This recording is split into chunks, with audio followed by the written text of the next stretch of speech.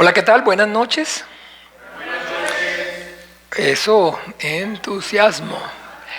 Qué bien. Bueno, entonces el Señor Jesús les bendiga. También un saludo a los hermanos entonces que están allí conectados a través de la señal de Facebook. El Señor Jesús los bendiga. Buenas noches. Aquí estamos entonces un día más agradecidos con el Padre por este tiempo, por este compartir, por poder entonces continuar en ese camino en ese camino maravilloso hacia esa glorificación por medio de la santificación.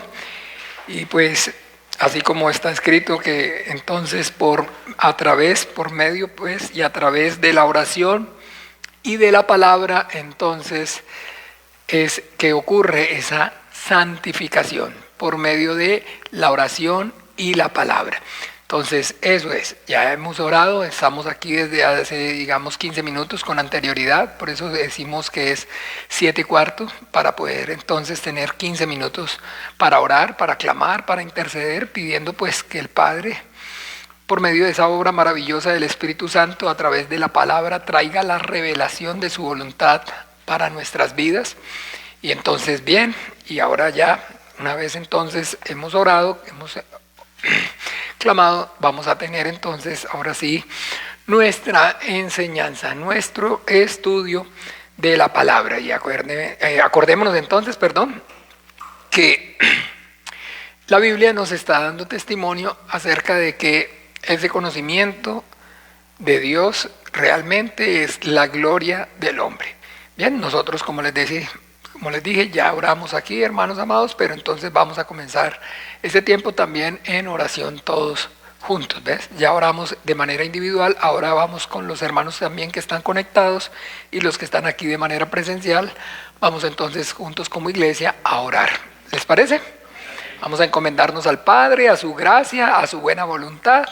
Vamos a pedir con el entendimiento por esa sabiduría, ese conocimiento, ese poder y esa revelación de su voluntad para con la iglesia a través de la palabra escrita y por medio de la revelación del Espíritu Santo. ¿Están de acuerdo?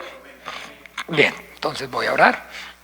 Dios el Padre, en el nombre maravilloso de Jesús de Nazaret, yo y mis hermanos hemos venido puestos de acuerdo, Señor, para glorificar, Señor, y exaltar tu santo nombre. El nombre maravilloso de Jesús, el único nombre bajo el cielo dado a los hombres en el cual hay salvación. Padre, venimos también, Señor, para confesar esa deidad, esa exclusividad que hay en ti como el único Dios verdadero, creador del cielo y de la tierra, y también el señorío de tu Hijo Jesucristo, al que enviaste a este mundo, el único al que reconocemos y confesamos como Señor y Salvador de nuestras almas. Estamos, Señor, manifestando que es a través de la obra que Él hizo en la cruz, de la sangre preciosa que Él derramó, que hemos recibido, Señor, este perdón y podemos estar, Señor, delante de ti, disfrutar de tu santidad y decirte, Abba, Abba Padre, Padre nuestro. Muchas gracias te damos, Señor, porque sabemos que no es de todos la fe y que no en todos hay este conocimiento, Padre. Gracias, Señor, por el don de la fe, por la gracia, Señor, por manifestarnos, Señor, la salvación a través de la fe en tu Hijo Jesucristo, Padre. Muchas gracias, gracias en el nombre maravilloso de Jesús. Y también, puestos de acuerdo, Señor, nos venimos presentando delante de ti en su nombre, en el nombre maravilloso de Jesús de Nazaret, para pedir, Padre, que tu reino venga con poder, que seas tú, Señor, prosperando este tiempo de enseñanza, ayudándonos, Señor, abriéndonos las Escrituras, conmoviéndonos y trayendo por medio de tu Santo Espíritu la revelación de tu voluntad para con la iglesia, Señor. Que podamos, Señor, a través de tu palabra y por medio de la revelación de tu Santo Espíritu, conocer bien, entender bien ese propósito, esa voluntad tuya para la iglesia, Señor. Ayúdanos, Padre. Ayúdanos para que tengamos claridad, Señor, acerca, Señor, de este tema con respecto a la iglesia. Podamos conocer más y mejor, Señor, todos los detalles, Señor, para que también esto que por gracia estamos recibiendo, Padre, por gracia, Señor, primeramente, Padre, podamos también compartir y podamos transmitir, Señor. Capacítanos, Señor, por medio de esta tu palabra. Haznos, Señor, esos vasos, esos instrumentos preciosos, Señor, en tus manos. Esos vasos, Señor, que limpies con tu palabra, capacites con tu palabra, llenes con tu Espíritu Santo y uses con poder y gloria, Señor, para que tu palabra viva y eficaz corra, Señor, y produzca la vida para la cual tú la has enviado. Padre bueno, a tu gracia, Señor, a tu buena voluntad nos encomendamos en esta hora. Te pedimos que seas tú quitando, Señor, toda distracción, todo estupor, toda indiferencia, Señor. Que las obras del diablo sean reprendidas y sean deshechas, que las tinieblas retrocedan, Señor. Que podamos, Señor, estar atentos todos, Señor, concentrados, Señor, a los hermanos también que están allá conectados. Que nada los distraiga, Señor, que nada los perturbe, que pueda, Señor, y que se escuche bien, que la transmisión sea buena, Señor. Que todo obre para bien, Señor, para que desde el mayor hasta el menor todos como iglesia podamos, Señor, tener claridad con respecto, Señor, a este tema, con lo que concierne, con respecto a todo lo que concierne con respecto a la iglesia, Señor, de tu Hijo Jesucristo. Te lo pedimos, Padre bueno, y a tu gracia, a tu buena voluntad encomendamos, y en el nombre maravilloso de Jesús oramos y damos gracias. Amén y amén. Bien, bueno, entonces, estamos aquí como continuando, aprendiendo acerca de lo que es bíblicamente la iglesia. Y siempre tratamos entonces de alguna manera de hacer un pequeño resumen de lo que vimos la clase anterior para poder entonces como de alguna manera avanzar. ¿Quién quiere o a quién le gustaría en esta hora de pronto darnos hacer un pequeño resumen, recordar algo que le haya llamado la atención, en fin, con respecto a la clase pasada para poder entonces continuar? ¿Quién?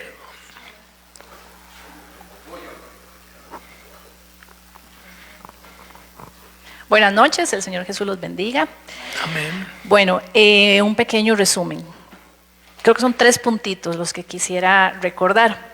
El primero entonces es que la iglesia del Señor Jesucristo, bueno, ya habíamos aprendido que la iglesia es del Señor Jesucristo y que entonces nace 10 días después de que Él ascendió al cielo en Pentecostés.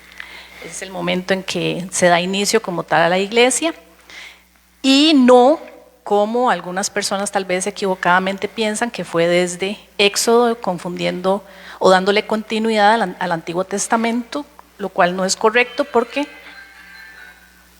no tiene que ver con el pueblo de Israel, sino que entonces tiene que ver ya propiamente con las personas que reciben a Jesucristo en su corazón como su Señor y reciben entonces también el Espíritu Santo, y a partir de ahí es que se da la iglesia. Eso es como el primer punto. Luego lo otro que a mí por lo menos me caló mucho, ¿verdad? De lo que conversamos es también todo lo que cuando el Señor Jesucristo entonces está con la mujer samaritana en el pozo, y entonces todo lo que aprendimos respecto a los samaritanos y a los judíos, que sabemos que no se hablan entre sí, o eso fue lo que el Señor Jesucristo,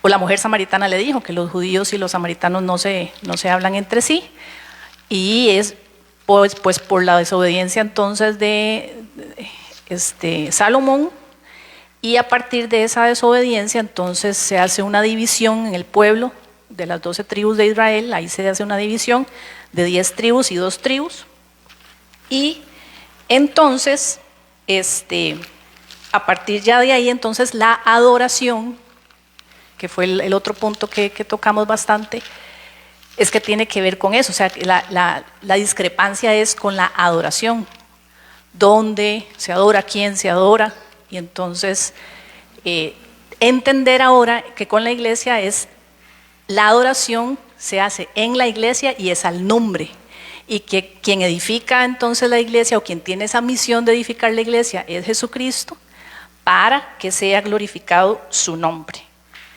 La adoración del nombre es entonces en la iglesia. Esos son como los puntitos. Bien, muchísimas gracias entonces a nuestra hermana Gabriela por su con su aporte y bueno, quería pues de alguna manera ver si alguien más entonces quiere o entonces agregar o compartirnos entonces su resumen o lo que de alguna manera le gustó, le llamó la atención, lo impactó, como dice, le caló. Entonces, ¿quién más? A ver, ¿quién más? ¿Quién más? Así, Marcos. No, bueno, me llama mucho la atención, ver que Espérate el micrófono para que lo escuchen. Hay Marco y hay Marcos. Entonces, me llamó bastante la atención de un punto pues bastante importante que en la iglesia es glorificado el nombre de Jesús. perfecto. Eso es qué bueno que lo entendamos y que así lo enseñemos, que lo que se hace en la iglesia es glorificar el nombre de Jesús. Ok, perfecto, perfecto. Bien, muchas gracias. ¿Alguien más? ¿Alguien más? ¿Alguien más? A ver. De a uno nada más. Carmen, a ver. Se achicopaló. Bueno, ¿quién más? A ver, de a uno. No todos al tiempo, porque Bueno, algo que me llamó mucho la atención. mi hermano Gastón, bien. Algo que me llamó mucho la atención, bueno, ya hemos conocido en la Escritura, en la venida de Jesucristo, que pues la voluntad de Dios, ¿verdad? La hemos conocido, pero la semana pasada, de una forma diferente o una perspectiva diferente que se vio, o al menos como yo lo recibí, es cuando dice que la voluntad del Padre es que su Hijo edifique su iglesia. Entonces es como verlo en un panorama diferente, al menos así fue como yo lo vi. Sí, Una voluntad así más panorámica, hagámoslo así. perfecto. Bien. Entonces, bueno, gracias a mi hermano Gastón, también a la hermana Gabriela, al hermano Marcos, entonces, por sus valiosos aportes. Entonces, sí, hablamos bastante, la hermana Gabriela mencionó la semana pasada acerca de adoración. Adoración. Entonces, adoración es, bueno, adorar. Hemos entonces hablado de que no es propiamente cantar de manera romántica, sino que adorar, bíblicamente hablando, entonces, un ejemplo, miremos en Éxodo.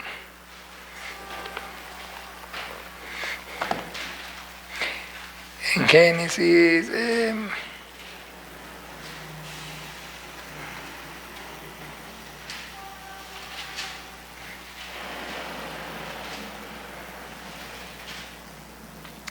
Génesis, no, Éxodo, no. ¿Qué dije? Éxodo, no, Génesis. Empecemos en Génesis 24. ¿Sí? Aquí narra entonces en el momento que el siervo de, ¿se acuerdan? ¿Qué está ocurriendo aquí? ¿Tienen claro? Entonces que el siervo de Abraham, ¿se acuerdan? Eliezer va a buscar esposa para Isaac. Y ahí entonces aparece entonces que él había puesto una señal para ver cuál era la joven que realmente era la que Dios entonces tenía para esposa de Isaac. Y entonces, una vez se cumplió esa señal, dice en el capítulo 24, versículo 26.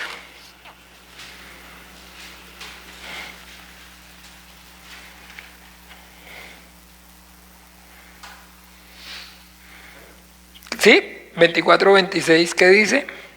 El hombre entonces se inclinó y adoró a Jehová. ¿Ve? Entonces se inclinó, o sea, se postró. Y entonces se postró, es arrodillarse, pero dice que postrado adoró. Entonces sigue o va más allá de postrarse. Y es entonces, de alguna manera, ¿qué sigue o qué? ¿Qué? Humillación, entonces con arrodillarse, esta humillación, rendirse.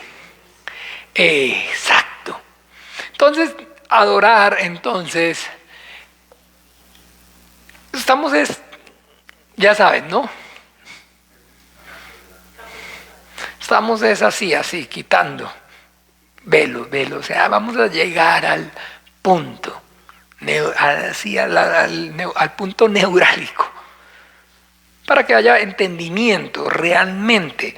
Entonces, adoración es entonces humillación, ¿cierto? Rendirse, postrarse. Están con C, ¿cierto? Postrarse, rendirse. ¿Con ese está? Las dos. Vea qué fácil. Nadie se dio cuenta. Rendirse, postrarse. ¿Qué más? Entonces, así, sigamos a ver. Someterse.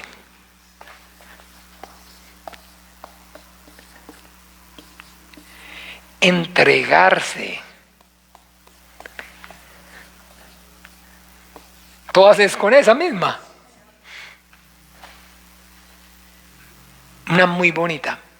Menguar. Menguar. Menguar.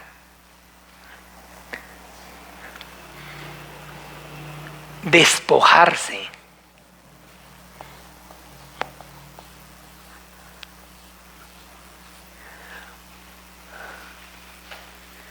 Todas estas, ¿sí o no? ¿Ve? Este es el sinónimo de algo, todas estas son sinónimos de adoración. Someterse, menguar, despojarse, entregarse, postrarse, rendirse, humillarse, abandonarse.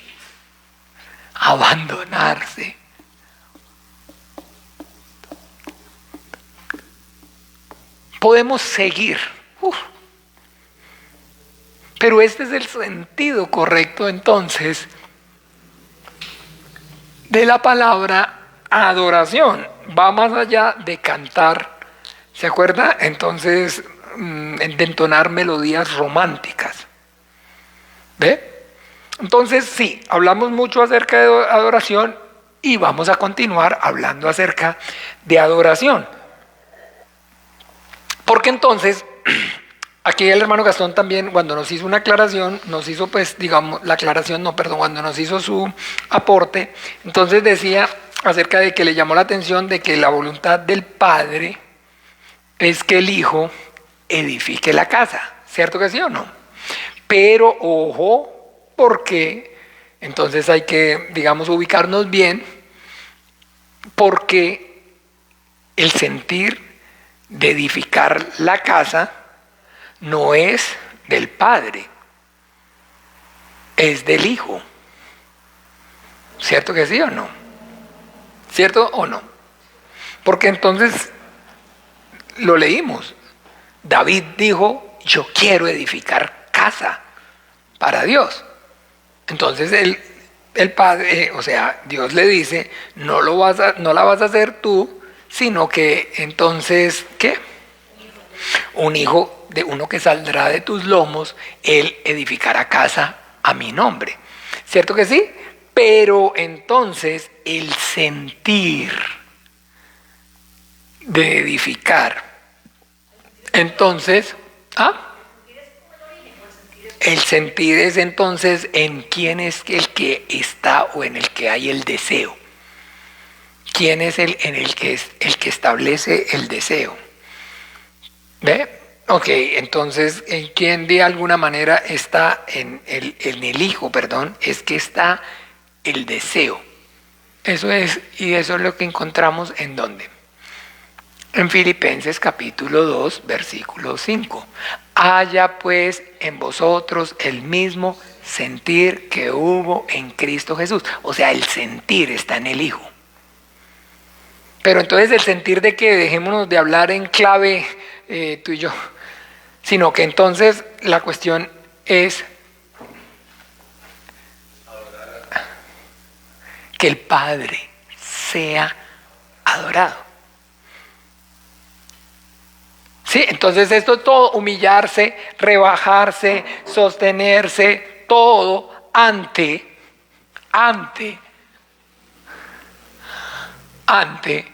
el Padre.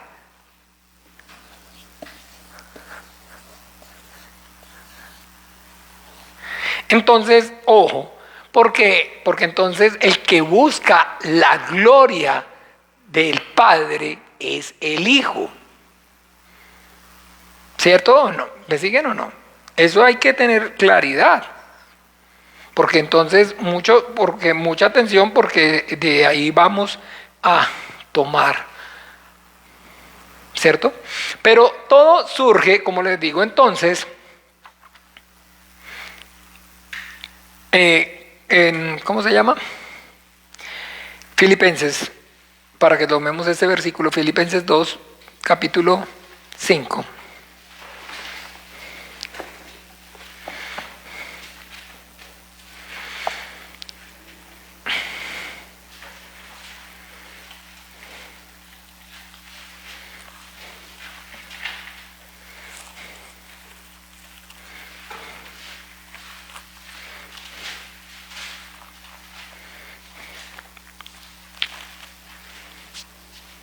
Maravilloso, porque lo vamos a desarrollar aprendiendo bien, correctamente acerca de la iglesia, lo tenemos que desarrollar desde el 1. Pero en este caso vamos a enfocarnos desde el 5. El 5. Huepucha, sí, vamos a verlo desde el 5 hasta el 8. Solo hasta el 8. Leamos juntos. Haya pues en vosotros este sentir que hubo también en Cristo Jesús, el cual siendo en forma de Dios, no estimó el ser igual a Dios como cosa a que aferrarse, sino que se despojó a sí mismo, tomando forma de siervo, hecho semejante a los hombres. Y estando en la condición de hombre, se humilló a sí mismo, haciéndose obediente hasta la muerte y muerte de cruz. Muy importante entonces, que podamos entonces, ahora sí, ver correctamente entonces y aclarar bien esto, porque entonces la Biblia nos está diciendo que el sentir, el primero, para que en todo tenga preeminencia, porque Él es el primogénito, el que es el principio, el que es el origen, el que es el alfa. Todo está y gira en torno, entonces, a el Hijo. Haya pues en vosotros este sentir que hubo en Cristo Jesús. El sentir, cuando se refiere a Cristo Jesús, ¿a qué está haciendo referencia? ¿Al Padre o al Hijo? Al Hijo. El Hijo es el que es Cristo Jesús. ¿Cierto que sí? El Hijo es el que es el Cristo. ¿Se acuerda que no decimos, Padre, te damos gracias por morir en la cruz por nuestros pecados? No, porque el Hijo no es nuestro Padre y el Padre no es el Cristo. Entonces hay claridad, gracias al Señor, porque ustedes saben que hasta de alguna manera todavía yo he podido escuchar y los escucho orar. Padre, gracias te doy por morir en la cruz por mi pecado, gracias por derramar tu sangre preciosa. Pero ¿cómo? La Biblia dice que el Padre es inmortal. La Biblia dice que el Padre es inmortal. ¿Ve? Que el Padre es inmortal. El Padre, entonces, ¿cómo puede morir en la cruz? El Padre no puede morir en la cruz. No es que el Padre es el Dios inmortal. ¿Ve? Entonces, pero pastor, eso son cositas solamente, digamos, de cosa. Dios no se pone en detalles. O sea, Dios lo que está viendo es ¿qué? Dios lo que ve y lo que discierne y lo que conoce es ¿qué? El corazón. Sí, claro, Dios conoce y sabe y discierne lo que hay en su corazón. Que usted no está interesado en las cosas de Él, sino en las suyas. Y el hecho de que no esté interesado en las cosas de Él es que por eso no se las entonces, ¿para qué se las va a revelar? ¿Para qué se las va a revelar? ¿Para qué, digamos, se las va a revelar si es que entonces para usted no es relevante, no es importante entonces poder tener el conocimiento correcto que Él está dando acerca de su plan? Si al fin y al cabo usted en su corazón no tiene el deseo de hacerlo. Entonces, ¿para qué se lo va a manifestar? A ver, cuéntame cuál es tu plan, Señor, pero ¿para qué si usted, su vida no gira en torno a hacer mi plan, sino a que yo haga el plan suyo? ¿Ve? Entonces ahí es donde, claro, lo que Dios ve es el corazón, por supuesto que sí, y Dios es el Dios que escudriña la mente y el corazón para darle a cada uno conforme a su camino. Entonces, sí, para de alguna manera muchos puedan que no haya relevancia, no haya importancia y que entonces piensen o crean que es lo mismo poder, digamos, decir: Padre, gracias por morir en la cruz por mi pecado. Gracias, Padre, por derramar la sangre. Gracias, Jesucristo, mi Padre bueno. En fin, sí, pero bíblicamente no es correcto. Teológicamente no es correcto.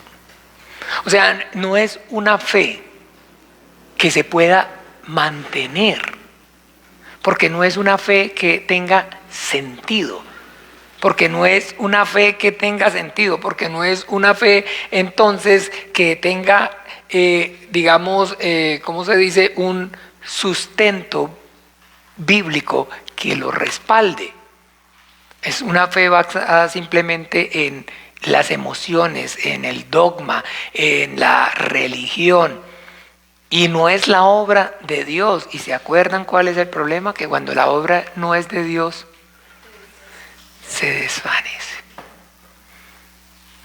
Y entonces pueden durar en su religión muchísimo tiempo, pero finalmente, al final, de alguna manera, en algún momento, se cambian de religión.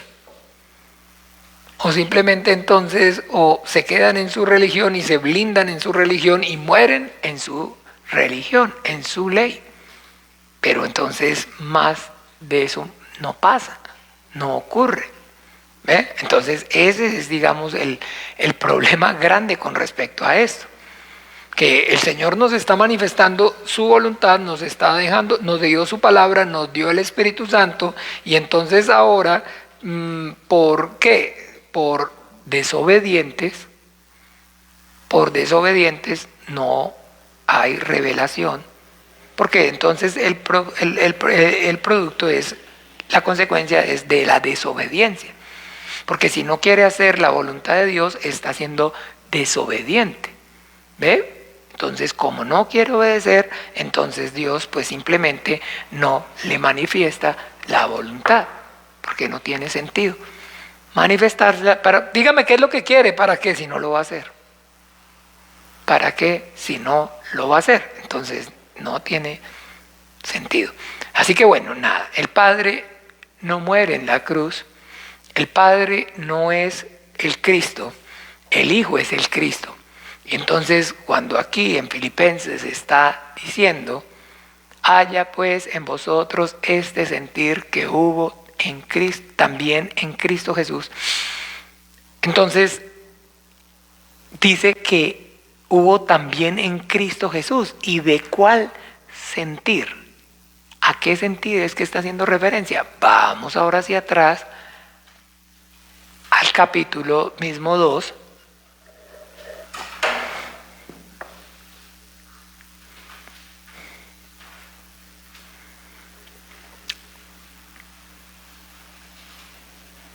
Versículo 3. 4. ¿Lo tienen? Leámoslo.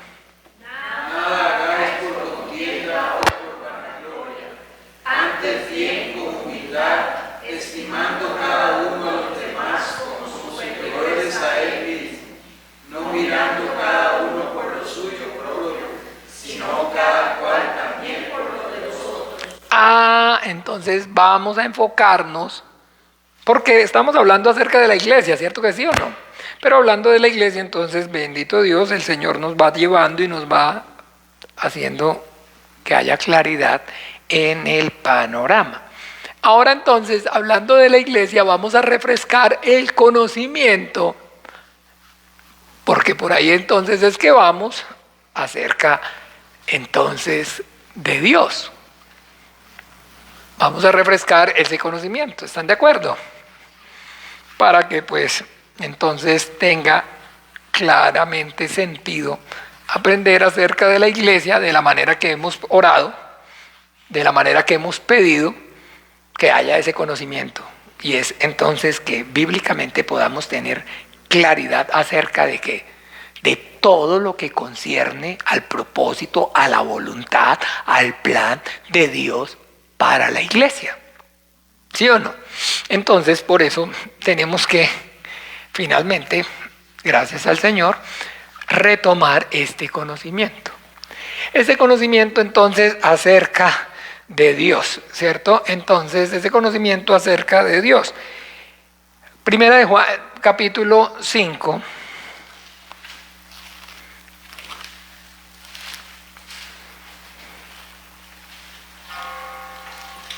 Oiga,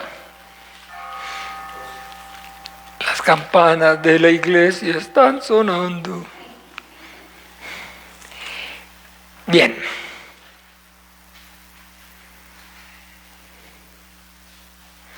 Capítulo 5, versículo 7. Hay un tema maravilloso con respecto a este versículo y lo trataba un día cuando a veces con la hermana Eli, cuando estamos escudriñando las escrituras, estamos conversando acerca de la Biblia y veíamos entonces y le comentaba acerca de este versículo. Este versículo es tremendo. Capítulo 5, versículo, ¿qué? Es tremendo.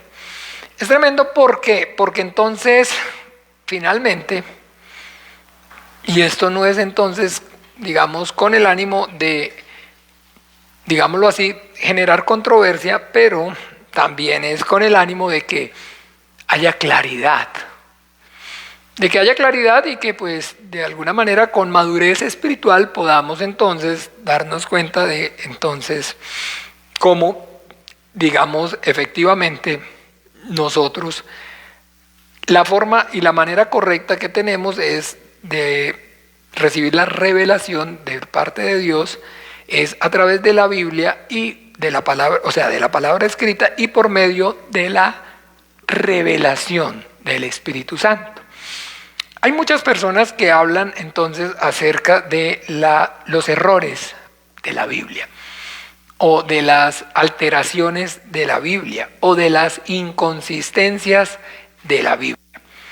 La mayoría, escúchenme bien, la mayoría de las sectas, y sobre todo de las sectas más próximas, les estoy hablando entonces de sectas, digámoslo, de qué sé yo, de 200,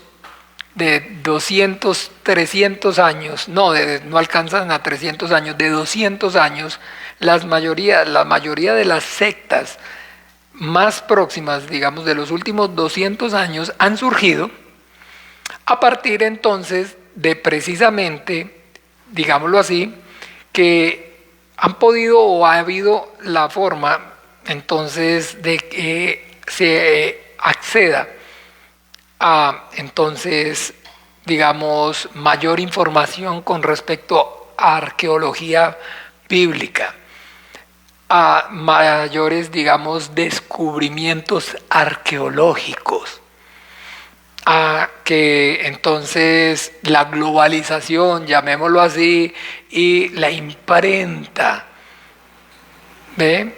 y el poder de alguna forma entonces imprimir de manera más económica, más barata. Todos esos factores han sido determinantes para que, pues como les digo, en los últimos prácticamente casi que, llamémoslo así, 200 años, esas sectas que han surgido a raíz entonces, digámoslo así, de las diferencias en las traducciones de los manuscritos bíblicos.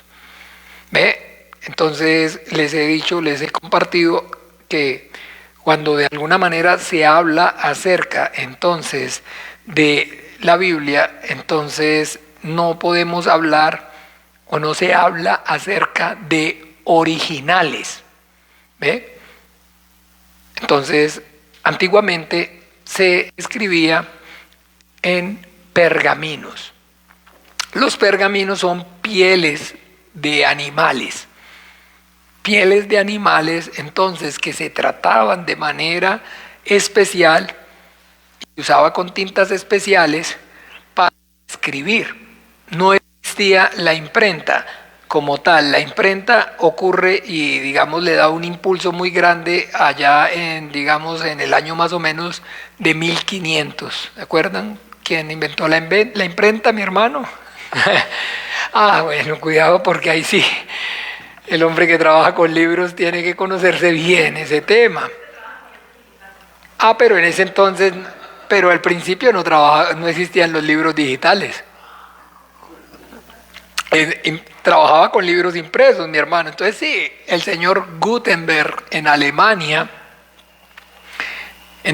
allá mismo de donde era el señor Martín Lutero y de donde de alguna manera se genera o comienza todo lo que es este movimiento protestante, que es, digamos, impulsado y surge a raíz de entonces efectivamente la invención de la imprenta. Bien, entonces, por eso, cuando se habla acerca de la Biblia, debemos entender, la Biblia es una colección de libros en sí mismos. Es un libro que contiene a su vez, o que compila, 66 libros. Digamos, los más antiguos, que son entonces, llamémoslo así, con los que comienza el Antiguo Testamento, entonces el vaso, el instrumento que el Señor usó para escribir o para entonces se dieron en la época de entonces Moisés. ¿Sí? Moisés, digamos cronológicamente hablando, vivió aproximadamente entonces 1600 años antes de Cristo. ¿Ve? Entonces, si aproximadamente 1600 y van 1900, podríamos entonces más o menos decir que el libro de Génesis y los 5 primeros libros se escribieron hace aproximadamente 3500 años. Y si saben, ¿no? De alguna manera, tienen claridad ustedes hace más o menos, hace cuánto que se habla acerca del comienzo de la escritura. De la escritura, ¿hace cuánto comenzó el hombre a escribir realmente? ¿Hace cuánto? Más o menos. Hablan acerca de más o menos la escritura de 4000 años. ¿Ve? De hace 4000 años más o menos que el hombre comenzó a escribir. O sea que, llamémoslo así, palabras más, palabras menos, vienen siendo muy más o menos parecido, contemporáneo a la época, ¿cierto? La escritura, a la época entonces que Moisés también entonces escribió. Ya una escritura, digamos, como un dialecto, no, digamos, una forma de expresar, digamos, lo que es la lengua. Porque entonces, ya ustedes saben, entonces también, digamos, los egipcios escribían a través de jeroglíficos, ¿se acuerdan? Entonces, y tenían significado, en fin, pero eso es escritura. Solamente que entonces la diferencia es que ellos, al hacerlo en jeroglíficos, prácticamente para que haya entendimiento, todos son jeroglíficos. Todos son jeroglíficos, ¿o no? Dígame, ¿qué viene siendo esto para usted? ¿Sí? ¿Es un jeroglífico, sí o no? ¿O no? Para usted no esto es como un jeroglífico, pero tiene un significado, es una H en un idioma. ¿Ve? Entonces todo parte de lo mismo, solamente que entonces el significado lo conocía ¿quién? Yo y los que estaban al lado mío, mi casa, mi familia. Entonces eran los que sabíamos qué decía ahí. Es como un código, como un jeroglífico. Cada palabra, cada carácter viene siendo eso. ¿Bien entienden o no? ¿Sí les da claridad? Bien, entonces bien. Pero bueno, más o menos la escritura se remonta hace más o menos 4000 años, enfoquémonos en lo de la Biblia, los libros, entonces la Biblia comenzó a ser escrita más o menos hace eso, más o menos 3500 años. Y de los últimos, digamos, o el último para mí, digamos, cuando veo la Biblia, libro que se escribe es con el que precisamente cierra la Biblia y es entonces el Apocalipsis, ¿cierto que sí? El Apocalipsis fue escrito entonces, o vemos ahí que está siendo escrito por el apóstol Juan. Entonces el apóstol Juan fue un poco, según hay, digamos, historia, la Biblia a mí no me lo dice, pero que es un poco menor o fue un poco menor que nuestro Señor Jesucristo. Póngale que haya sido de la misma edad y que haya muerto entonces de 90 años y que lo haya escrito en el ocaso, ¿sí o no? En el ocaso de su vida. Entonces podemos decir que pues fue escrito aproximadamente, hay otra cosa, no ha ocurrido la destrucción del templo, porque si estando ahí Juan hubiera escrito, narra la destrucción del templo.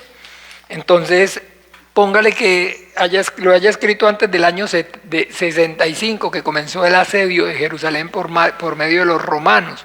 En fin, palabras más, palabras menos, podemos estar hablando que fue escrito el Apocalipsis hace que unos 1900 años, póngale. ¿Sí o no?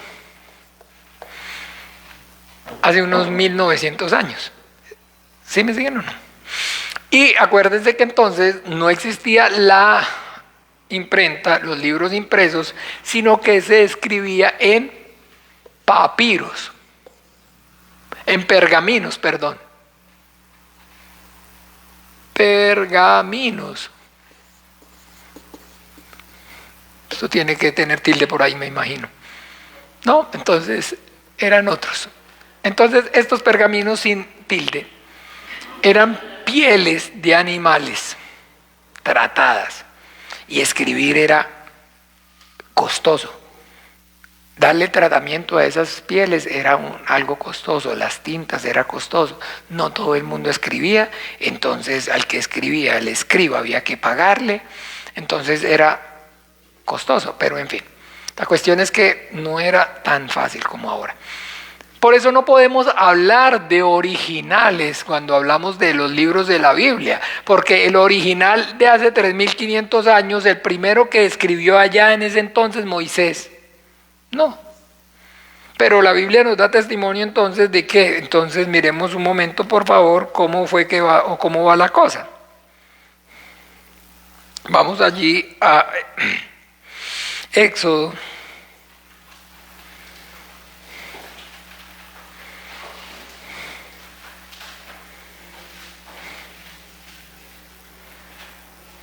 A Deuteronomio, perdón. Capítulo 17.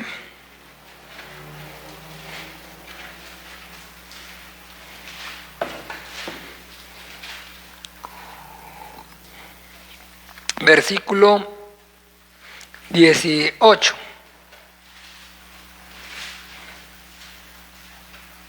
¿Qué dice? Cuando se siente sobre el trono reino, entonces escribirán para sí en un libro una copia de esta ley del original que está al cuidado de los sacerdotes levitas. Estaba hablando en el momento de que, para que no lo cogí muy así, pero por pereza, porque solo vi el versículo. Está hablando en el momento, le está dando instrucciones Dios a través de Moisés al pueblo de Israel, de en el momento que se entonces elija un rey. ¿Cierto que sí o no? ¿Cierto? ¿Ahí habla de eso o no? En el momento de que se elija un rey, entonces se está diciendo que en el momento que se elija un rey, entonces habla de qué hay, qué vemos ahí. Pero vemos que habla de un original.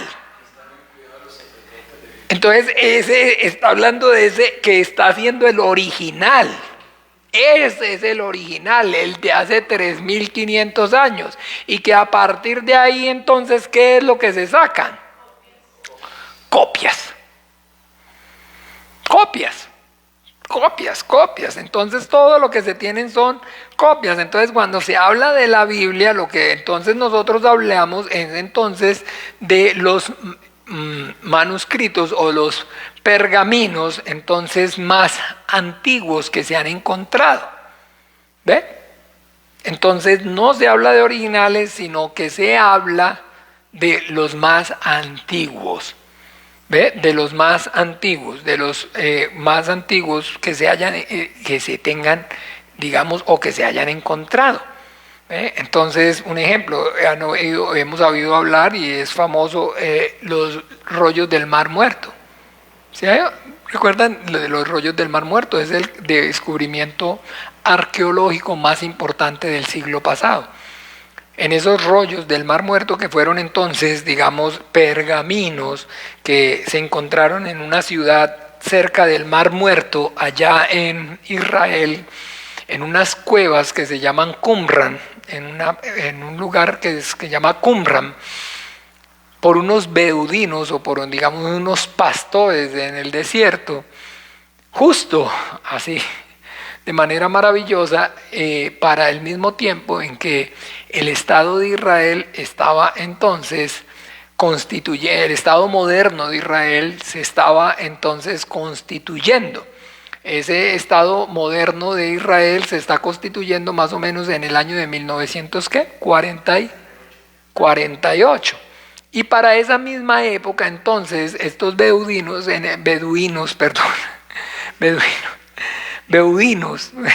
los otros son los monos. Entonces, estos pastores encontraron en cuevas, en unas ánforas, o sea, ánforas son unas vasijas de barro, adentro metían entonces los rollos, los pergaminos. Y ese es el descubrimiento más grandioso, maravilloso, arqueológico del siglo pasado. Y ahí entre esos libros, pergaminos, entre esos documentos se encontró entonces, digamos, una copia exacta de lo que es el libro del profeta Isaías, completito. Ese está completito. Hay muchos que son fragmentos, que son son fragmentos de varios libros, pero un ejemplo, por decirlo así, escúchame bien, del profeta Isaías, el rollo del profeta Isaías está completo.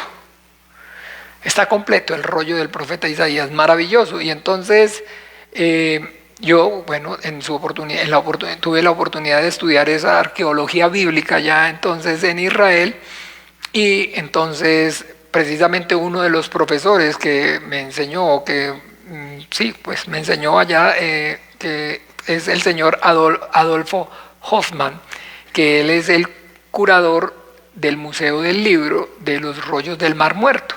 Él es, digamos, la máxima autoridad en Israel con respecto a los libros, a los rollos del Mar Muerto. Él es entonces el que en el Museo del Libro allá en Israel, en Jerusalén, él es el que tiene a su cargo entonces los rollos del Mar Muerto.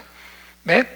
Y entonces este señor, digamos, fue profesor de ese, digamos, diplomado que yo hice, y ahí él nos hablaba y nos decía que del rollo del profeta Isaías,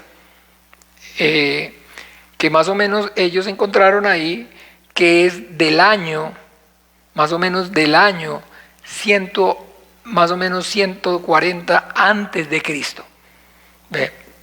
O sea que es digamos, un pergamino que tiene 2000 años de antigüedad, más o menos 2000 años de antigüedad. Y que entonces ese libro del profeta Isaías, el libro, digamos, que tiene la Biblia de mayor o común uso, que la Biblia, en este caso, los que estábamos tomando ese diplomado éramos entonces hispanoparlantes. Entonces, la Biblia más, digamos, o de la Biblia más usada, entonces es, llamémoslo así, la Biblia Dios habla hoy y la Reina Valera entre los protestantes. Digamos, esos son los grupos de las dos Biblias más usadas. Y él decía, y entonces nos comentaba que la variación, escúchenme bien, más o menos entre esa traducción y ese libro del profeta Isaías que tiene la Biblia, llamémoslo así, Reina Valera, y ese pergamino que ellos tienen allá, era más o menos de un 4%. O sea, con respecto a ese manuscrito. ¿Qué les parece? ¿Muchísimo? Casi nada. Casi nada. Y hablaba también de que ese 4% incluso puede ser producto de que no hay la tecnología. Pero la última vez que lo oí hablando, hace 8 días, que estaba en México dando una enseñanza, hablaba acerca de entonces la última tecnología que entonces han encontrado y que le están aplicando a los rollos del Mar Muerto, que no es ni siquiera lo infrarrojo, sino que va más allá. Y entonces con esa nueva tecnología han podido detectar, escúchenme bien, partes que fueron borradas por el autor en su momento, que se equivocó y borró, y las borraron, y saben entonces qué dice, que no, con lo infrarrojo no lo podían. Eso se llama nanotecnología. Con todo eso que es la nanotecnología, entonces este Adolfo, este señor decía, hace 8 días lo escuché en un seminario allá en México, que entonces ahora incluso con esa nueva tecnología, entonces pueden y tienen acceso a mayor información. ¿Ve? A mayor información. Entonces, por decir algo, se creía en un principio, digamos, o se hablaba de que los libros del mar, en esos rollos del Mar Muerto, solamente habían el Antiguo Testamento. Y resulta que ahora tienen fragmentos de partes de libros del Nuevo Testamento. O sea, eso ha sido más todavía, boom, eso ha sido todavía más, pum, más, digamos, wow, porque al principio solamente se hablaba, como les digo, entonces del Antiguo Testamento, pero ahora ya han encontrado y han podido darse cuenta que hay fragmentos de varios libros del Nuevo Testamento. ¿Ve? Entonces, bueno, eso es, pero los meto también en el contexto, que es bonito conocer y saber acerca de todo eso, porque entonces ellos hablan acerca de que eso es cuando, si algún día con la ayuda del Señor tienen oportunidad de ir allí a Qumran, ahí cerca del Mar Muerto, ahí les van a dar la explicación. Entonces ellos hablan de que esa comunidad que había ahí es una comunidad que se conoce como los esenios. Y digamos entonces se dice que entonces Juan el Bautista era precisamente entonces el, llamémoslo así, líder de esa comunidad de los esenios, ¿ve? Y cerca de ahí, de Qumran, es el lugar donde entonces efectivamente, conforme al relato bíblico, entonces está Juan el Bautista bautizando en el desierto, a donde nuestro Señor Jesucristo viene para ser bautizado por Juan el Bautista. Es ahí cerca de Qumran. Entonces, ¿ve? Todo como que va, digamos, calza de alguna manera. Bien, pero entonces eso es para que haya conocimiento. conocimiento, que es también maravilloso, pues poder tener el panorama, acuérdense, claro. Y todo esto gira en torno a poderles entonces hablar acerca efectivamente de ese versículo. De ese versículo, escúchenme bien, en Primera de Juan. ¿De cuál versículo están ahí todos, digamos, concentradísimos? ¿Cierto que sí o no? Sí saben que estoy hablando, por supuesto, de Primera de Juan capítulo 5, versículo 7, ¿cierto? Ah, ok, bueno, qué bien. Están en todas, chicos. Ustedes, don't worry, allá en sus casas que el público está enchufaditico. ¿Por qué? ¿Por qué es tan grandioso? O sea, ¿por qué hablo tanto y esto? ¿Por qué? Porque con celo, con temor y con temblor delante del Señor, pues quisiera pues poder tratar este tema. Porque entonces, como les dije, las sectas que se han, digamos, o proliferado o han surgido en los últimos, digamos, años, tienen ese argumento, toman argumentos acerca de efectivamente, llamémoslo así, la manipulación que existe y que es una realidad y que entonces desconocerla sería pretender tapar el sol con un dedo para entonces, como digamos de manera piadosa, muchos podrían decir, para que no pierdan la fe, mis hijos. Entonces, para que no pierdan la fe, no tratemos esos temas. ¿Ve? Pero aquí no se trata de que entonces se pierda la fe, sino que cuando hay conocimiento correcto del plan, de la voluntad de Dios, y cuando se tiene entonces y se ve la Biblia como un todo, desde el Génesis hasta el Apocalipsis, con la ayuda del Espíritu Santo, entonces uno puede y tiene entonces claridad acerca de cuando se encuentra con estas cosas, como decir algo, lo que ocurre con este versículo, entonces ya con la madurez espiritual puede y entonces discierne que sí, que efectivamente algo ocurrió. Y que ese algo que ocurrió entonces es, digamos, precisamente lo que el Señor está advirtiendo, que dentro de su voluntad Él está dejando claro, no quiere que ocurra. Y es que se le añada o se le quite a su palabra. Amén. Se le añada o se le quite. Y por eso entonces les decía que no es para atemorizarse. ¿Por qué? Porque tenemos entonces la palabra profética más segura, a la cual hacemos bien en estar atentos, que es la palabra escrita. Pero entonces, como cristianos, tenemos, además de la palabra escrita, entonces la ayuda del Consolador, del Paracleto, que el Señor está diciendo que Él va a venir es ayudar, ¿sí o no? Entonces, gracias a la ayuda del Espíritu Santo, podemos entonces discernir efectivamente cómo, entonces, o en dónde, o de qué manera, pues ha habido, digamos, o han ocurrido estas cosas que entonces hombres, por, digámoslo así, buscar entonces de alguna manera con su a través de esa falsa piedad de ayudar, porque todo surge con entonces el propósito bueno de ayudar. Yo no sé si ustedes recuerdan, entonces hasta hace, digamos, prácticamente casi que 20, 30 años, una secta, el catolicismo, entonces prohibía a sus, digamos, fieles o a sus feligreses leer la Biblia. ¿Ve? Y hasta hace 50 años la Biblia únicamente, entonces la Biblia no, la misa completa era en latín. De espalda, eso no estoy hablando carreta, no estoy aquí, ay, no hable mal de... No, es que eso no es hablar mal. Hablar mal es hablar mentiras. Pero hasta hace 50 años, pregúntele a su abuela cómo era la misa, para que vea, de espaldas el cura y en latín. O sea que la gente literalmente, desde que llegaba hasta que salía, no entendía nada. Y ese era el propósito, que no entendieran nada. Pero ese era el propósito, digamos, que no entendieran nada, pero tenía una falsa piedad. Porque el fin, la finalidad y el por qué entonces a las personas no se les permitía leer la Biblia, ¿saben para qué era?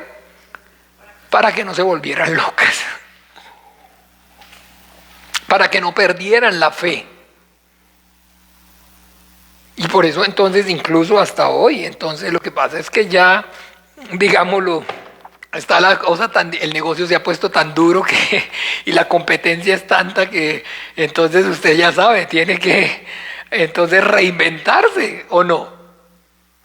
Se ven todas las multinacionales y pues todas las empresas de alguna manera se han tenido, conforme pasan la competencia se pone dura, tienen que reinventarse. ¿Ve? Ya el hermano no vende libros impresos, ya está enfocado en el libro, en los libros que digitales, porque entonces hay que reinventarse, ¿sí o no?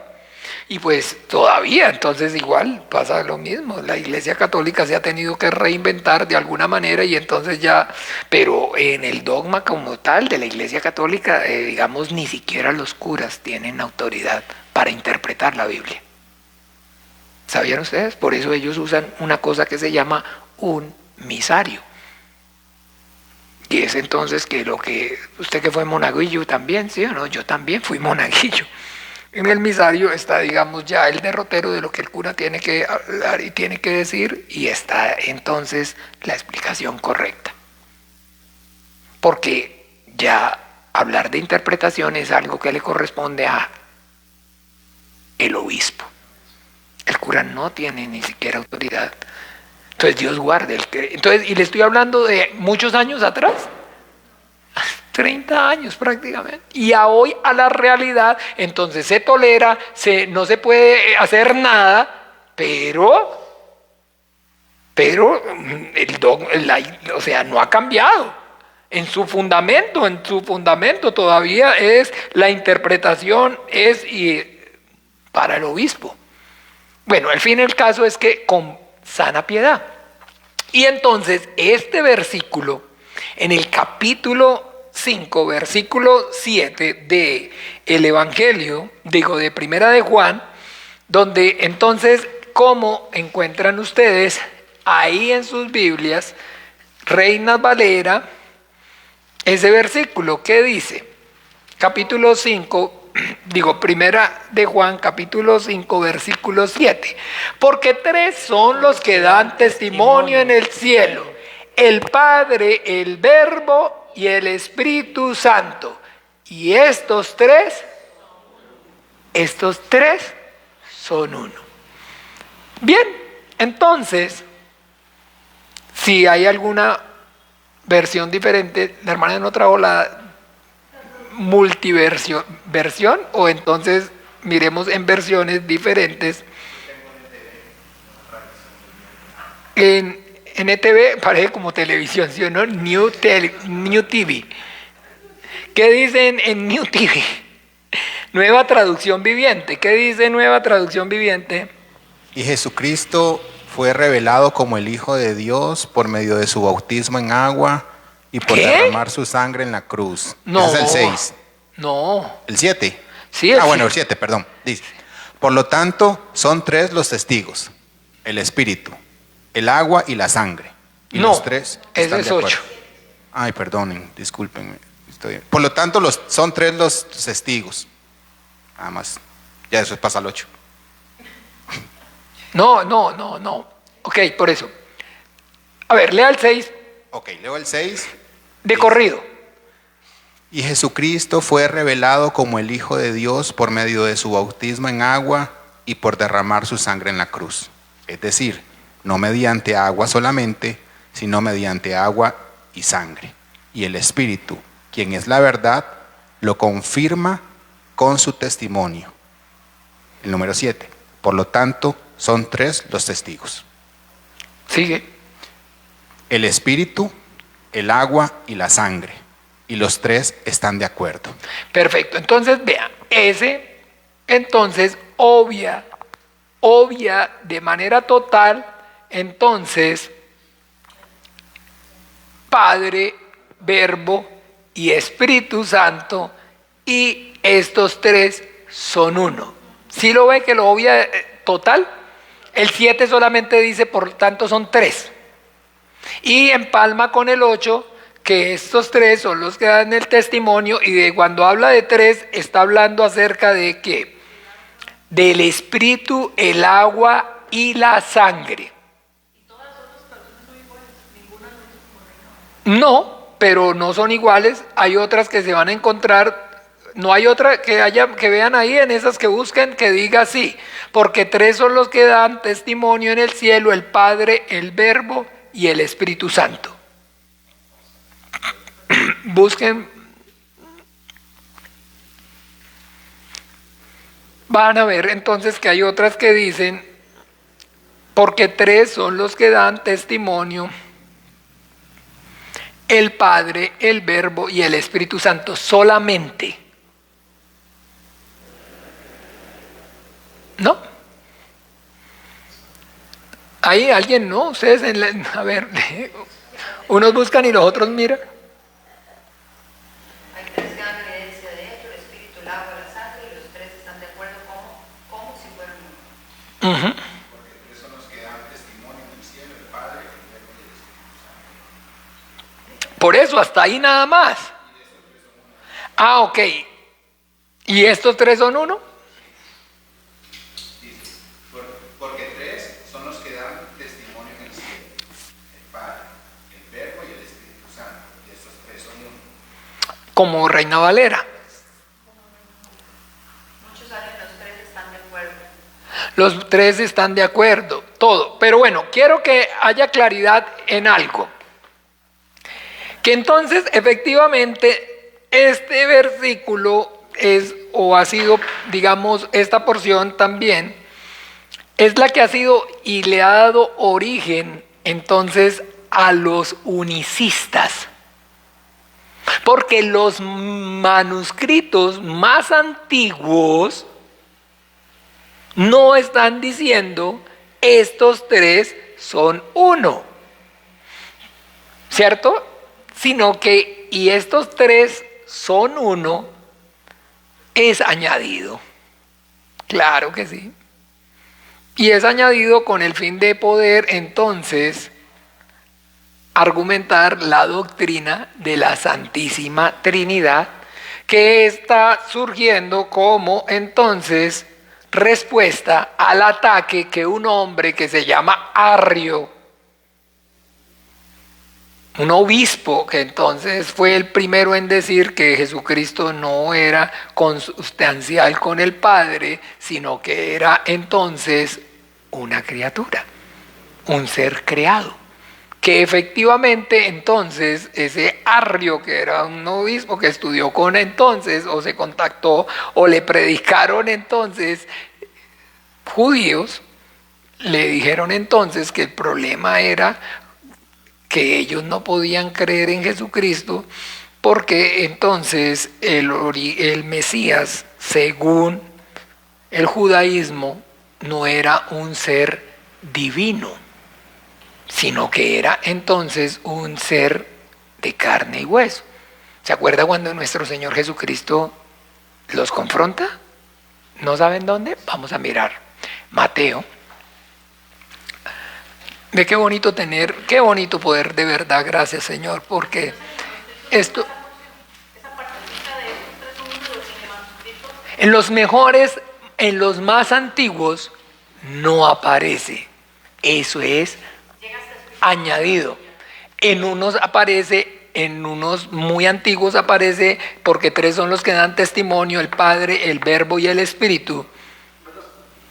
Y los tres concuerdan. Pero no, los tres son uno. Como en la mayoría, pero para no, porque entonces, como les digo, porque entonces de igual manera ocurre con Mateo 28, donde dicen: id de hacer discípulos en el nombre del Padre, del Hijo y del Espíritu Santo. ¿Ve?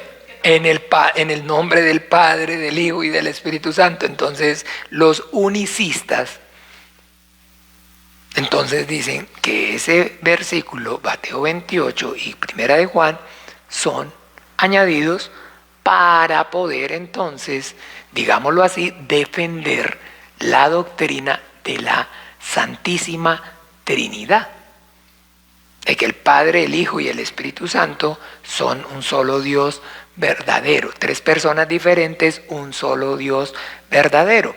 ¿Ve? Entonces, bueno, pero entonces esto surge a raíz de, efectivamente, les estoy hablando históricamente para que puedan, recuerde que la idea es también no enfocarnos, pero poder tener claridad y saber que nuestra Biblia, nuestra fe es una fe sustentada y la podemos sostener y no para discutir, pero cuando entonces nos vengan a decir, ya lo hemos oído, ya sabemos por dónde viene, de dónde es. Este hombre Arrio, entonces, como les dije, es al principio entonces uno de esos obispos y que entonces finalmente ellos entonces, él entonces, perdón, como les decía, fue el primero en, digamos, de alguna forma negar la deidad del Hijo del Mesías. Y eso entonces efectivamente hasta hoy es lo que hace que de alguna forma entonces de igual manera sea el argumento que los judíos entonces usan para negar entonces a nuestro Señor Jesucristo como el Mesías prometido por Dios en las Escrituras. Porque entonces Él dice, ustedes los cristianos, para ustedes los cristianos, su Mesías es entonces Dios. Y en el judaísmo, para nosotros, entonces el Mesías es no un ser divino, de origen divino, sino un ser humano de carne y hueso, solamente. Y eso, entonces, miremos bien para que veamos que si es así o no es así, y que este Arrio finalmente fue a predicarles tal vez a los judíos y los judíos le predicaron. Y entonces ahí surgió, y ese Arrio es, digamos, el padre de quienes entonces le suena. ¿De los qué? De los testigos de Jehová. Ese Arrio es entonces, digamos, el padre, llamémoslo así, el que le da fundamento, solo que entonces un hombre, Russell, lo toma 200 años más menos, como 180 años hacia atrás, no, pues sí, como 1800, no, como 100 y algo de años, y el hombre es, digamos, trabaja con la imprenta y él es entonces, en ese momento, unos más chispillas, entonces patentaron la King James, la versión en inglés más, como decir ¿cómo se llama? Como decir la versión Reina Valera en español, la más común para entre los protestantes, la más común entre los protestantes en inglés se llama King James. Y unos científicos, cuando resultó y todo esto de la revolución industrial y todo de las patentes, entonces unos patentaron, imagínense, como decir algo, el que patentó la Reina Valera, se la hizo. Entonces unos muy chispillas patentaron la King James y ese señor Russell, digamos el que llamamos el padre de los testigos de Jehová, entonces digamos su negocio eran las Biblias y se dedicaba a imprimir Biblias y no había problema, cualquiera podía imprimir Biblias. Pero en el momento que, digamos, ya patentaron, entonces ahora no, usted no puede imprimir la King James. Pues ¿cuál es el problema? Saco la mía. Y entonces inventó la traducción del Nuevo Mundo, la traducción viviente del Nuevo Mundo, que es la Biblia que usan los testigos de Jehová, y entonces no le podían decir derecho de patente porque no ve que es diferente. Ellos dicen esto y en la mía dice esto. Entonces no es copia de la King James. Y entonces, pero eso tenemos que, para que se venda, hay que sustentarlo con una ¿qué? Pues con una doctrina. Y fundó los testigos de Jehová, y es la Watchtower y todos ellos, y los estudiosos de la Biblia, y cuando usted va a ver, entonces todo gira en torno a ellos, es a la impresión. imprimen atalayas, imprimen, entonces lo de ellos es imprimir, imprimir, imprimir, imprimir, imprimir, y el que llega, entonces llega poniendo, porque usted sabe cómo hacen, ¿no? Entonces usted, hermano, para la causa, ¿cómo va a colaborar? Ahí no hay diezmo de ofrenda, nada, pero hay que comprar 50 atalayas. A uno se las regalan, en las casas usted ha visto, se las pasan regalando, pero a los que se las regalan, no se las regalan. Ese es su aporte. ¿Sí me explico? No, ellos a usted se la regalan, pero a el que se la está regalando, no se la regalaron. Ese la pagó. Entonces así funciona. Así surgieron entonces, digamos, la traducción del Nuevo Mundo y bueno, en fin. Pero la cuestión es que entonces, este Arrio, ese obispo que es, digamos, el primero y eso se conoce como el arrianismo, y cuando entonces ustedes vean los protestantes contra los testigos de Jehová, es que esos son discípulos de Arrio, pero resulta que no es que sean discípulos de Arrio como tal, sino que entonces con el entendimiento, no, lo que pasó es que Arrio tal vez lo cogió un rabino judío y le predicó y le dijo, no, ¿cómo le va a ocurrir? Es que por eso es que nosotros no creemos en ese Mesías de ustedes, porque ese Mesías de ustedes es de origen divino y no. Y bueno, miremoslo entonces finalmente en Mateo para que tengamos claridad. Oiga, ¿cómo pasa el tiempo? Pero gracias a Dios porque está bonito. Le doy gracias al Señor porque yo quería y he querido, y le decía yo a la hermana Chely, bueno, que el Señor nos ayude en su momento para que... Entonces, ¿Mateo quién? ¿No he dicho? No. Mateo, capítulo...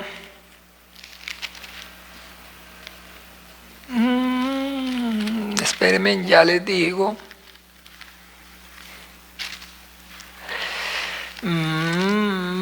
Mateo. Bueno, entonces Marcos está como más fácil de encontrarlo.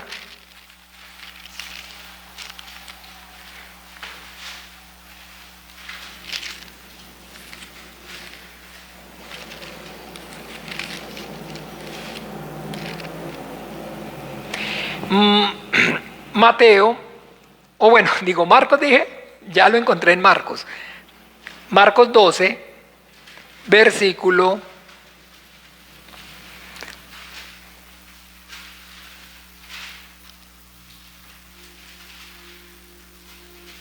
'Pero vea, está mucho mejor, más bonito. De verdad vamos a Mateo 22. Más bonito en el sentido más amplio.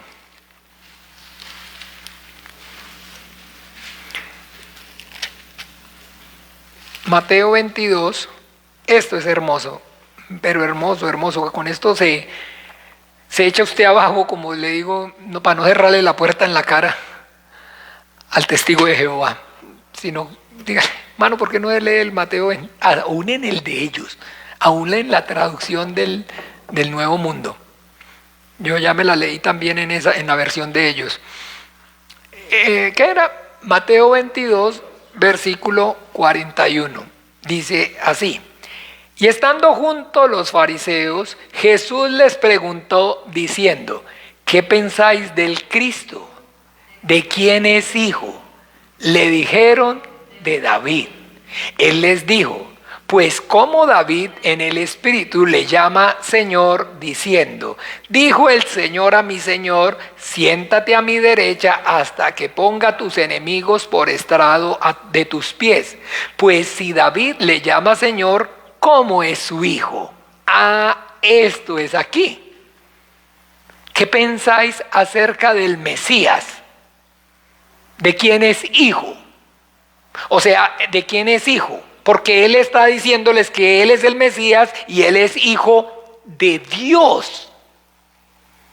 Y ellos están diciendo, no, el Mesías es hijo de David. ¿Cierto que sí o no? El principio del Evangelio de Jesucristo, hijo de David, hijo de Abraham. Entonces esa es la cuestión. Porque acuérdese que ellos entonces, lo único que tienen es, ¿se acuerda? El conocimiento que tienen es velado. Ellos conocen la voluntad y el plan de Dios, pero de manera velada, no de manera todo el panorama lo tienen claro. Y no lo tiene claro ni siquiera quién. ¿Se acuerda? Satanás, ni siquiera Satanás lo tiene claro.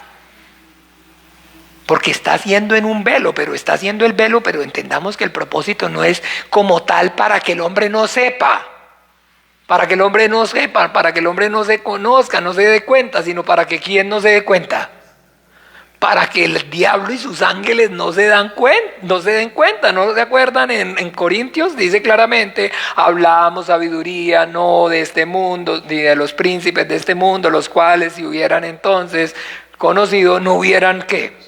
No hubieran crucificado. Pues si es que realmente el diablo hubiera sabido de que efectivamente hubiera creído de que él era el Hijo de Dios, entonces no lo mata en la cruz. ¿Cómo?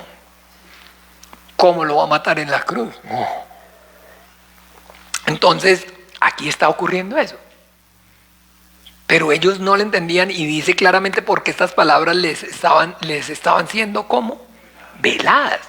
Entonces el Señor, así tan sencillo como, o sea, si Él es hijo de David, el Señor está diciendo, en hebreo dice ese salmo.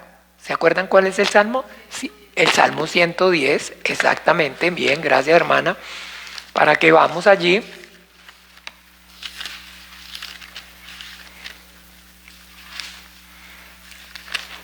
Capítulo 110, o Salmo 110, pues.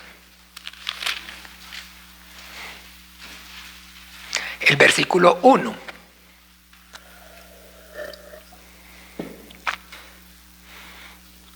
Usted y yo, entonces, ¿cómo lo encuentran ahí? Ok.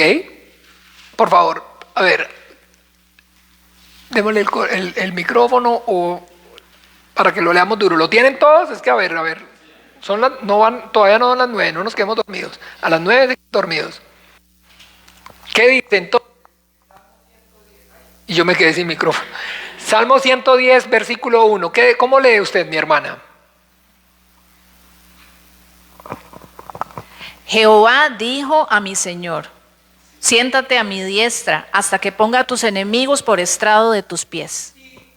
Era a leer en la versión original o en hebreo, que es el idioma vernáculo original, no va a aparecer Jehová, porque ellos no usan Jehová, sino que cada vez que donde usaba Jehová, ellos, porque el nombre no se podía nombrar, el mandamiento, no tomarás el nombre de tu Señor en vano, entonces siempre ellos están reemplazando en donde aparece el nombre de Dios por Adonai. Adonai en hebreo es entonces Señor, y es un título únicamente que es dado para Dios. Entonces, por eso aquí la traducción, ¿sí ve? Pues como dice, dijo el Señor a mi Señor. Entonces, Adonai Turahanonai, Adonai, el Señor al Señor. Pero el título es para Dios. Entonces el Señor los lleva a les hace referencia. A ver, entonces si es un descendiente según la carne y no es de origen divino, entonces ¿por qué David al Mesías lo llama Señor? ¿Ven qué fácil? Así, ya. Y desde aquel entonces ninguno osaba preguntarle nada. Ya, lo cerró. ¿Sí siguen? Entonces, pues si David le llama Señor y nadie le podía responder palabra ni osó alguno desde aquel día, ya, se acabó la cosa. Lo cerró. O sea, bueno, entonces si yo no soy de verdad hijo de Dios, sino que entonces yo soy un hombre tal cual como ustedes, solamente soy el hijo del hombre, no soy el hijo de Dios, entonces, ¿qué piensan entonces ustedes acerca del Mesías? ¿Qué es lo que entonces ustedes creen de lo que dice la Biblia? No, pues que es hijo de David. Bueno, entonces bien, estamos bien, retomemos. Claro que sí es hijo de David, ¿o no es hijo de David? No, no es hijo de David, van van a decir los judíos, ay no, es que no le alcanza. Van a decir los judíos, no es hijo de David.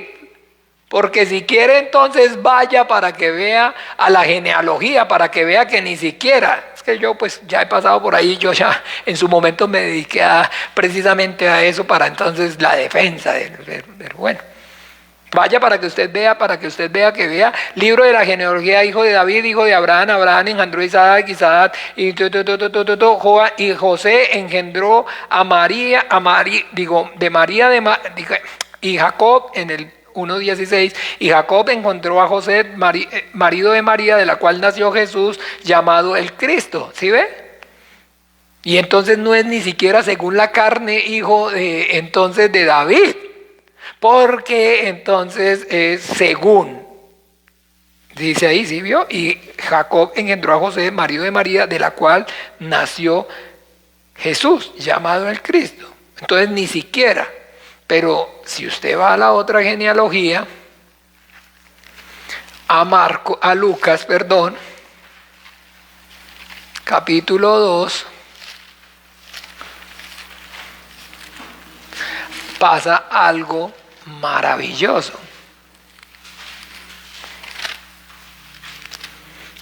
¿Perdón qué? Lucas capítulo 3. Genealogía de Jesús. Jesús mismo al comenzar su ministerio era como de 30 años, según se creía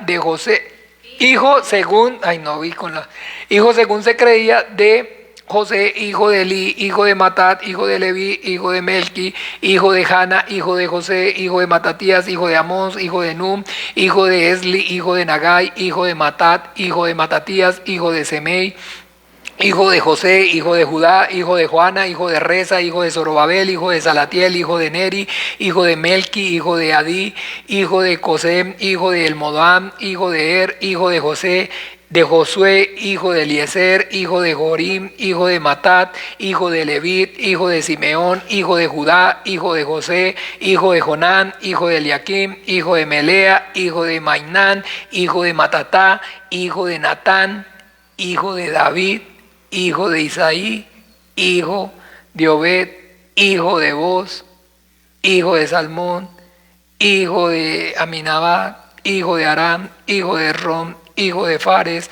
hijo de Judá, hijo de Jacob, hijo de Isaac, hijo de Abraham, hijo de Taré, hijo de Nacor, hijo de Sarum, hijo de Ragú, hijo de Pelec, hijo de Ber, hijo de Sala, hijo de Cainán, hijo de Arfasad, hijo de Sem, hijo de Noé, hijo de Lamec, hijo de Matusalén, hijo de Enoc, hijo de Jared, hijo de Mahalael, hijo de Cainán, hijo de Nos, hijo de Set, hijo de Adán, hijo de Dios. ¿Dónde cambia? ¿Dónde cambia? En el versículo entonces 29. Hijo de Josué, hijo de Eliezer, hijo de Jorim, hijo de Matat, hijo de Levit, hijo de Simeón. No, perdón, que pena, yo no veo ni siquiera. Bien, en el versículo 31,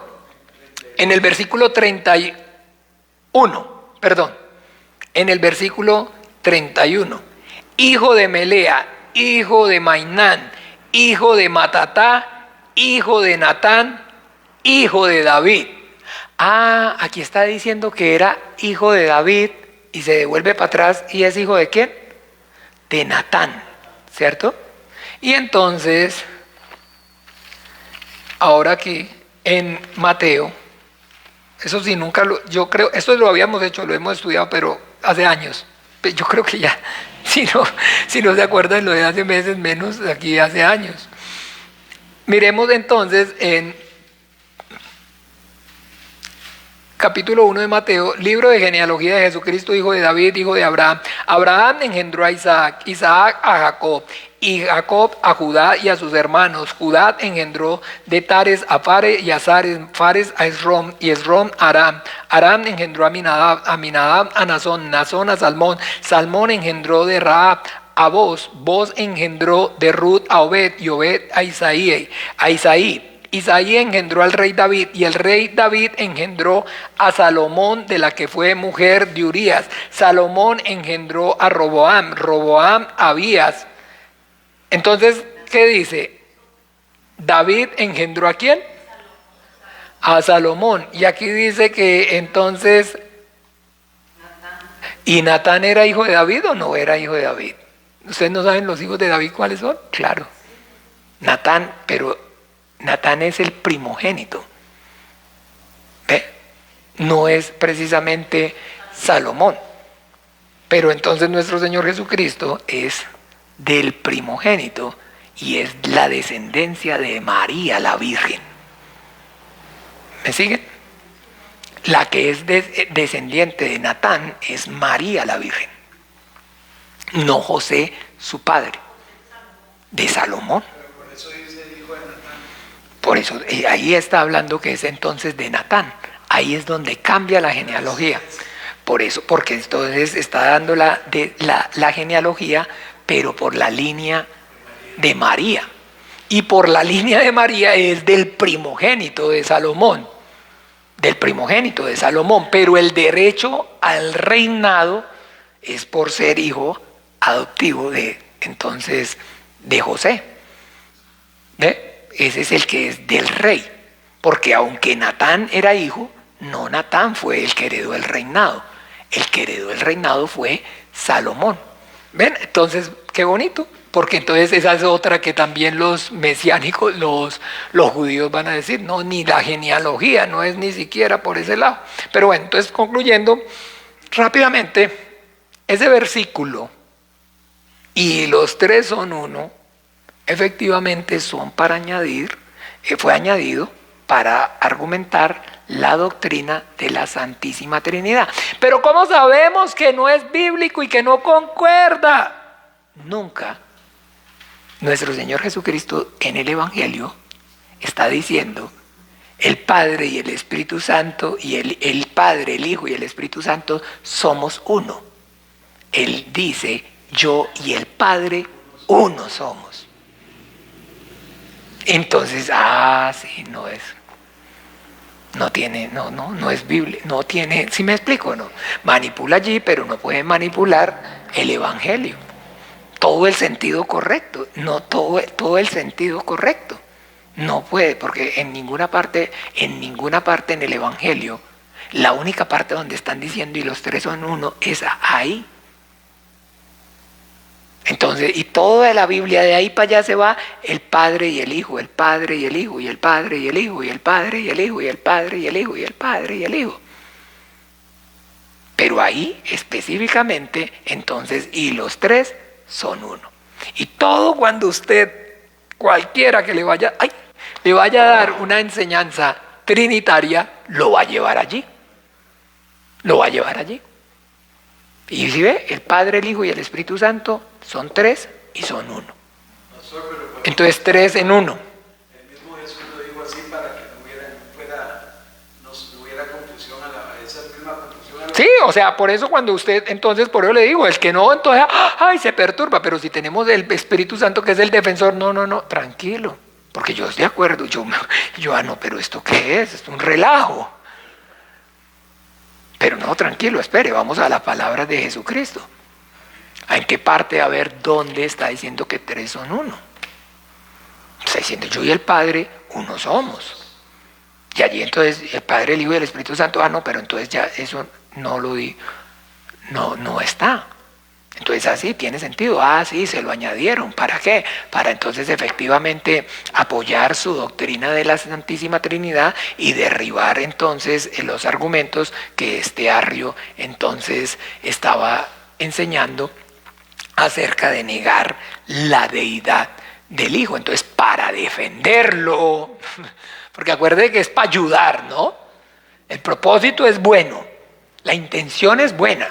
Y la mayoría de las herejías entonces son introducidas, unas para atacar y otras para defender. Unos le quitan y otros le ponen, pero no están bien ni los que le quitan ni los que le ponen. Entonces, bueno, continuamos aprendiendo pero importante entonces que tengan claridad acerca de esa parte, de ese versículo, para que podamos entonces desarrollar el conocimiento que tenemos que desarrollar con respecto entonces a Dios, porque todo gira y estamos hablando de la iglesia, ¿cierto que sí o no? Pero la iglesia tiene un origen y debemos tener claridad de que ese origen es antes de la fundación del mundo. ¿Ve?